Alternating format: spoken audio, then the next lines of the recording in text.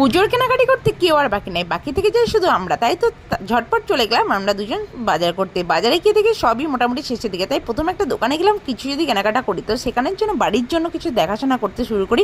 বাড়ির অন্যান্যদের জন্য আগে কেনাকাটা শুরু করি, সেখান থেকে কিছু শাড়ি পছন্দ করার পর আমার শাড়ি আর পছন্দ হয় না, তার জন্য আমাদের দাদাভাই দেখতে শুরু করে যে আমার জন্য শাড়ি, কিন্তু সে ওখানে কোনো শাড়ি পায় না। তো তারপরে আমরা বাজারের দিকে চলে যাই, আর সেখানে গিয়ে একটার পর একটা প্রথমে একটা দোকানে যাই, সেখানেও কিছু পছন্দ করতে পারি না। দেন তারপর আবার একটা দোকানে যাই, সেখানেও গিয়েও মোটামুটি পছন্দ হয় না। দেন তারপর নেক্সট টাইম আরও একটা দোকানে যাই, কারণ 4-5টা দোকান ঘোরার পর শেষে পেলাম কিছু মোটামুটি একটু পছন্দ মতো শাড়ি, কারণ শেষের দিক তো তাই আর শাড়িই পাচ্ছিলাম না। অবশেষে নিজের শাড়িগুলো কেনাকাটা করে এবার শেষ করে এবার একটু খাওয়া দাওয়া করে নিই, কারণ অনেকটা রাত হয়েছিল। দেন খাওয়া দাওয়া করার পর এবার আমরা যাই জুতো কালেকশনে, জুতো কেনার জন্য। দুজনের জন্য জুতো কিনবো, তাই দুজনেই গিয়েছিলাম। তো ওখানে থেকে নিজের কিছু জুতো এবং তোমাদের দাদাভাই কিছু জুতো পছন্দ করে কিনে নিয়ে এবার আমরা বাড়ির দিকে ব্যাক করি। তো এই ছিল আমার পুজোর কেনাকাটা, মোটামুটি পুজোর কেনাকাটা করলাম। তো এই ছিল আজকে মিনি ব্লগ, কেমন লাগলো অবশ্যই জানিও। Tata, bye bye.